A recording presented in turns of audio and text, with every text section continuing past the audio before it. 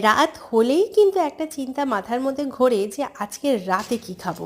তো ভেবে দেখলাম যে আজকে একটু প্রোটিনই খাওয়া যাক। তো ভাবাও সারা, একটু মুসুরির ডাল, তার সাথে সোয়াবিন এবং ফ্রিজে যে কটা সবজি ছিল সব কটাকে বার করে ভালোভাবে কুচিয়ে নিয়ে সেগুলোকে দিয়ে দিলাম কিন্তু একসাথে ডাল আর সোয়াবিনের মধ্যে। সাথে একটু স্বাদ মতো ঝাল হওয়ার জন্য একটু লঙ্কা দিলাম এবং এগুলো সব একসাথে ভালো করে ধুয়ে নিয়ে এগুলোকে আমি সেদ্ধ বসিয়ে দিলাম। একটু স্বাদ বাড়ানোর জন্য দিলাম পেঁয়াজ, তার সাথে দিলাম একটু নুন এবং তার সাথে দিলাম একটু হলুদ। তারপরেই কিন্তু এটাকে সিটি দেওয়ার অপেক্ষায় থাকলো। এটা সেদ্ধ হয়ে গেলেই কিন্তু আমাদেরকে যেটা করতে হবে, আমাদের স্বাদ অনুযায়ী একটুখানি চাট মশলা এবং তার সাথে একটু বাটার দিয়ে ব্যাস রাতের খাবার আজকে গরম গরম ইয়ামি ইয়ামি মুসুরির ডালের স্যুপ।